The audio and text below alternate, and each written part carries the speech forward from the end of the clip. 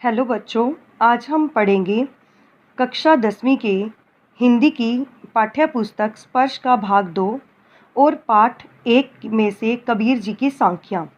कबीर जी की साखियाँ पढ़ने से पहले आज हम कुछ कबीर जी के बारे में पहले पढ़ेंगे। कबीर जी का जो बच्चों जन्म था वो 1398 ईस्वी में काशी में हुआ। कहा जाता है कि इनका जन्म एक विधवा ब्राह्मणी के गर्भ से हुआ था। वह लोकलाज के डर से इन्हें लहर तारा नामक तालाब के निकट छोड़ आई थी। वहां से ही नीरू और नीमा जोलाहा दंपति ने इनका पालन पोषण करने के लिए वहां से ले गए। कहते हैं कि कबीर जी अनपढ़ थे। उन्होंने अपनी जो साखियाँ दी थी वो मौखिक रूप में दी थी, परंतु उसके बाद इनके जो अनुयायी थे उन्होंने इनकी साखियों को लिखित रूप प्रदान किया। कबीर जी की बच्चों कुल साखियाँ 8 हैं, जिनमें से आज हम इनकी 4 साखियाँ पढ़ेंगे। कबीर जी अपनी पहली साखी में कहते हैं, ऐसी बानी बोलिए मन का आपा खोए, अपना तन मन शीतल करे, औरन को सुख होए। बच्चों, यहाँ पे बानी का अर्थ है बोली और यहाँ पे आपा का अर्थ है अहंकार। तन का जो अर्थ है वह है शरीर और जो शीतल है उसका अर्थ है ठंडा।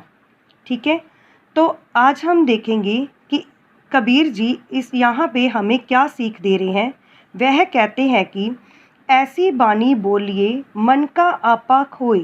तो यहाँ पे कबीर जी हमें कहते हैं कि हमें ऐसी बानी बोलनी चाहिए जिससे हमारे मन का जो अहंकार है वह खत्म हो जाए और हमारा जो शरीर है वह ठंडा हो जाए।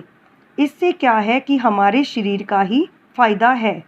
औरन को सुख होए और इससे औरों को भी सुख मिलेगा। इसमें कबीर जी कहते हैं कि हमें ऐसी बानी को मतलब अर्थात ऐसी बोली बोलनी चाहिए कि जिससे हमारे मन का अहंकार खत्म हो जाए और हमारा जो शरीर है वह ठंडा हो जाए। और इससे क्या है कि जो दूसरे लोग हैं उनको भी सुख मिलेगा। अर्थात हमें कभी भी कोई कड़वी भाषा का प्रयोग नहीं करना चाहिए। आगे बच्चों दूसरी साखी में देखेंगे कि कबीर जी हमें क्या सीख देते हैं। कबीर जी यहाँ पे कस्तूरी कुंडिल बसे, मृग ढूंढे बन माही, ऐसे घटी घटी राम है दुनिया देखे नाही। यहाँ पे बच्चों कस्तूरी का अर्थ है सुगंधित पदार्थ और कुंडली का अर्थ है नाभि।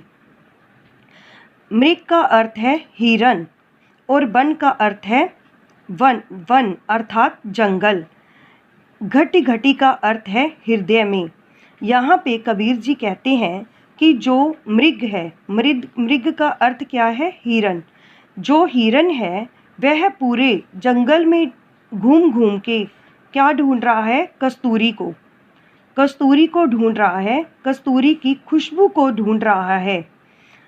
परंतु क्या है, जो कस्तूरी है उसको ये पता नहीं है। यहाँ पे जो हिरन है वो जो उसकी जो नाभि है उसके अंदर ही कस्तूरी जो है समाई हुई है। अर्थात जो कस्तूरी है वह उसकी नाभि के अंदर ही है, परंतु जो हिरन है वह इस बात से अनजान है। उसको पता नहीं है कि जो कस्तूरी है वह उसकी नाभि के अंदर ही है। वह क्या करता है कि पूरे जंगल में घूम घूम के उस कस्तूरी को ढूंढ रहा है। इसमें कबीर जी हमें यह बताना चाहते हैं कि हम जो मनुष्य हैं हम भी यही काम करते हैं। हम क्या करते हैं कि हम भी पूरी दुनिया में घूम घूम के ईश्वर को ढूंढते हैं। उन्होंने कहा है ना, ऐसे घटी घटी राम है दुनिया देखे नाही। दुनिया भी क्या करती है कि सारे मंदिरों और मस्जिदों में जा जाकर भगवान को ढूंढती है, परंतु उन्हें पता नहीं कि ईश्वर तो कण कण में समाये हुए हैं। ठीक है, आगे हम करेंगे तीसरी साखी। जब मैं था तब हरि नहीं, अब हरि है मैं नाही, सब अंधियारा मिट गया जब दीपक देखा माही। यहाँ पे बच्चों मैं का अर्थ है अहंकार और हरि का अर्थ है भगवान। इसमें क्या है कि इसमें कबीर जी हमें कहते हैं कि जब मैं था, इसमें कहते हैं कि जब मेरे अंदर अहंकार था तब हरि नहीं थे, अर्थात ईश्वर नहीं थे। अब जब मेरे अंदर ईश्वर है, अब जब मेरे हृदय में ईश्वर का निवास है, तब मेरे अंदर अहंकार नहीं है, अर्थात उस ईश्वर ने मेरे अंदर से सारे अहंकार को खत्म कर दिया। सब अंधियारा मिट गया जब दीपक देखा माही, जब मैंने ईश्वर रूपी जो दीपक था ज्ञान का उसको देखा, तब मेरे अंदर से जो अज्ञान का अंधेरा था वह मिट गया, अर्थात खत्म हो गया। ठीक है बच्चों, आगे करते हैं चौथी साखी।